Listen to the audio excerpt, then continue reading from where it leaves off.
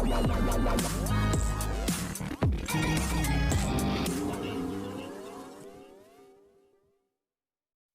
Plus पर telecast होने वाला टीवी सीरियल ये है चाहते की कहानी में बहुत ही बड़े बड़े ट्विस्ट और टर्न्स आने वाले हैं। रुद्र प्रसाद की जिंदगी बदलने वाली है।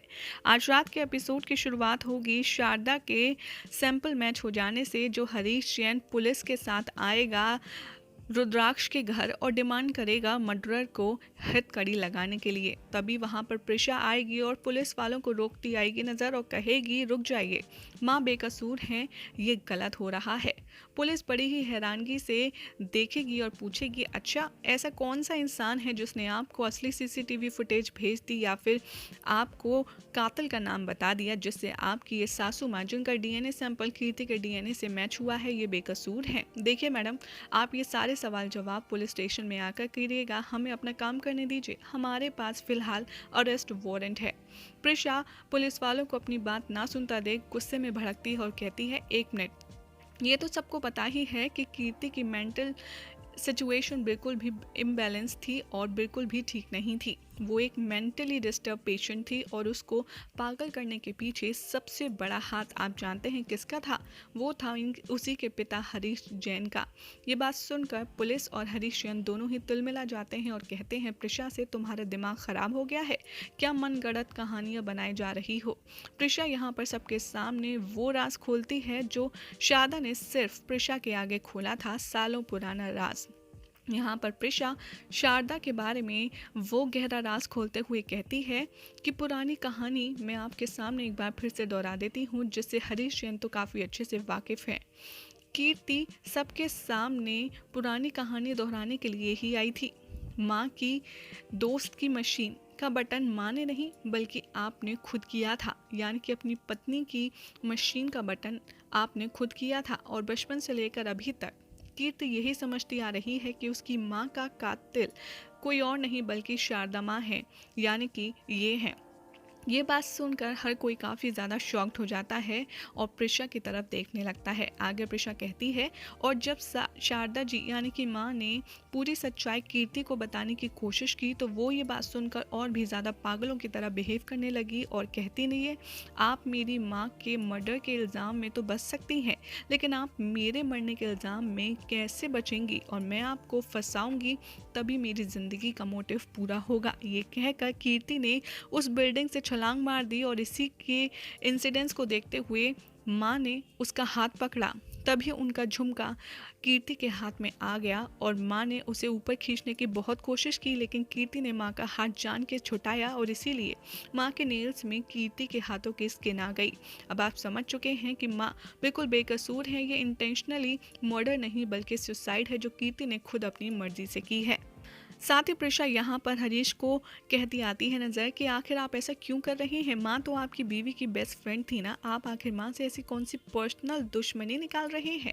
यहाँ पर दूसरी तरफ आप देखेंगे कि हॉस्पिटल का सीन चल रहा होता है जहाँ पर राहुल नीरजा के करीब बैठकर उसका हाथ पकड़कर उसे काफ़ी ज़्यादा सीरियस बातें कर रहा होता है और कहता है कि तुम एक बार ठीक हो जाओ नीरजा, मैं खुद रुद्राक्ष को सब कुछ बता दूंगा कि कैसे मैंने प्रिशा का वो वीडियो फेक किया था और उसे एडिट करके मैंने गलत तरीके से उससे दिखाया है। जैसे ही नीरजा राहुल की बातें सुनती है वो रिस्पॉन्स करने लगती है और दूसरी तरफ आप देखेंगे कि प्रिशा की लाख कोशिशों के बावजूद भी शारदा को पुलिस अरेस्ट करके ले जाएगी। घर वाले एक दूसरे के साथ सोचते आएंगे नजर कि आखिर अब आगे करना क्या है, कैसे माँ को पुलिस स्टेशन से पुलिस के चंगुल से बचाया जाए। तभी वहाँ पर प्रिशा कहती है कि हम आखिर यहाँ बैठे कर क्या रहे हैं, हमें तो मम्मी जी को बचाना चाहिए, उनके पास होना चाहिए। तभी अहाना मौके पर चौका मारने की कोशिश करती है और कहती है ओ प्लीज़ तुम अपनी झूठी होप मत ही दिखाओ, तुम्हें चिंता करने की कोई ज़रूरत नहीं है। तभी यहाँ पर भाप्स को रुद्राक्ष रोकता है और कहता है भाप्स प्लीज़, आपको पता भी नहीं है कि प्रिशा को इतनी चिंता है, तभी तो वो अकेले डीएनए सैंपल्स बदलने चली गई थी और मुझे भी टेंशन हो रही थी, इसलिए पीछे पीछे मैं गया जहाँ पर मुझे प्रिशा मिली। ये बात सुनकर घर वाले शॉक्ड हो जाते हैं। तब फाइनली मिलकर घर वाले ये डिसाइड करते हैं कि अब माँ के पास जाना चाहिए पुलिस स्टेशन। रुद्र प्रिशा के साथ साथ बलराज जाता है पुलिस स्टेशन अपने लॉयर को लेकर के और पुलिस से उसकी कस्टडी मांगने की बात करता है, लेकिन पुलिस वाला हरीश जैन के दबाव में आकर साफ कह देता है कि आपको जो भी सबूत इकट्ठे करने हैं आप कर लीजिए, लेकिन आपको जो भी कुछ कहना है अब सब कुछ कोर्ट में ही होगा और आप शारदा जी को यहाँ से बेल पर नहीं ले जा सकते। ये बात सुनकर बहुत ज़्यादा अपसेट हो जाते हैं सब और अपना समूह लेकर के घर लौट आते हैं। जैसे ही सब घर लौट कर आते हैं, यहाँ पर सारांश रुद्र प्रसाद के पास आता है और कहता है कि आप लोग कहाँ चले गए थे, मुझे बिना बताए। दादी भी कहीं नहीं दिख रही हैं, वो तो रूम में भी नहीं है। रुद्राक्ष यहाँ पर बात पलटता है, सारांश को समझाते हुए कहता है दरअसल उन्हीं को तो छोड़ने गए थे, वो अपनी बहन के यहाँ गई हैं, 2-3 दिन में आ जाएंगी। और यहाँ पर बात को घुमाने के लिए सारांश के साथ मस्ती करने लगता है। दूसरी तरफ आप देखेंगे कि हॉस्पिटल में नीरजा रिस्पॉन्स करती है और प्रिशा यहाँ माता रानी के आगे सर झुकाती है और अपनी माँ को और अपने आप को बेगुनाह साबित करने के लिए माता रानी से प्रूफ की डिमांड करती है और कहती है जब तक आप हमारी बेगुनाही का सबूत नहीं देंगे मैं आपकी पूजा करती रहूंगी। सारांश और रुद्राक्ष अपने रूम में खेल रहे होते हैं, तभी फोन से सारांश फोटो क्लिक करता है और मेमोरी फुल हो जाती है। रुद्राक्ष देखते हुए कहता है कि पता नहीं तूने फ़ोन में क्या आलतू फालतू भर रखा है, जाकर मेरा कैमरा लेकर आ, जब तक मैं इसको ठीक करता हूँ। जैसे ही रुद्राक्ष सारांश का फ़ोन देखता है, उसे फ़ोन में एक लंबी वीडियो मिलती है जिसे प्ले करने पर रुद्राक्ष के होश उड़ जाते हैं। जैसे ही वो वीडियो देखता है, दूसरी तरफ राहुल का फ़ोन प्रिशा को आता है और वो बताता है कि नीरजा को होश आ गया है प्रिशा, और वो तुमसे मिलना चाहती है, तुम जल्दी से हॉस्पिटल आ जाओ। एक तरफ प्रिशा को काफ़ी ज़्यादा खुशी होती है और वो सोचती है कि माता रानी ने उसकी बेगुनाही का सबूत दे दिया और यकीनन आगे माँ की बेगुनाही का भी सबूत मिल ही जाएगा। जैसे ही प्रिशा अपनी पूजा खत्म करने वाली होती है, दौड़ता हुआ रुद्राक्ष उसके पास आता है और वो फ़ोन में प्रिशा को वही वीडियो दिखाता है जो वो खुद देखकर काफ़ी ज़्यादा हैरान हो गया था।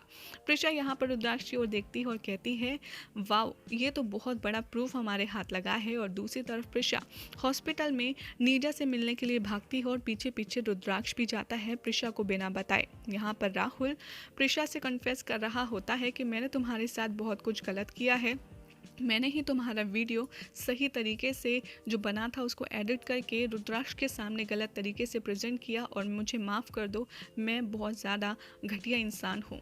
प्रिशा राहुल की बात सुनकर इरिटेट होती है और कहती है कि अब तो तुमने सब कुछ बर्बाद कर दिया, अब ये नाटक करने का कोई फ़ायदा नहीं है। तभी राहुल कहता है प्रिशा से कि मैं ये सब तुम्हें नहीं बल्कि उसको कह रहा हूँ जो पीछे तुम्हारे खड़ा है। प्रिशा जैसे ही टर्न होती है उसे रुद्राक्ष दिखता है और यानी कि रुद्राक्ष के सामने अब फाइनली प्रिशा की बेगुनाही आ चुकी है कि उसने कोई भी गलती नहीं की थी और वो रुद्राक्ष को हमेशा से बचाना चाहती थी, उसे सपोर्ट करना चाहती थी, ना कि उसे बर्बाद करना। अब ऐसे में देखना होगा काफ़ी इंटरेस्टिंग कि जब रुद्राक्ष और प्रिशा के बीच की गलतफहमियां सब खत्म हो जाएंगी, ये दोनों एक हो जाएंगे, उसके बाद शो की कहानी में क्या नए ट्विस्ट आते हैं और कैसे इन दोनों का ये यूनाइट अपनी मां को बचाने के लिए काफ़ी अच्छे से साबित होता है। लेकिन मंडे टेलीकास्ट एपिसोड में आप देखेंगे रुद्र और प्रिशा का एक बार फिर से होगा मिलन, जिसमें प्रिशा रुद्राक्ष के लिए रखने वाली है करवा चौथ।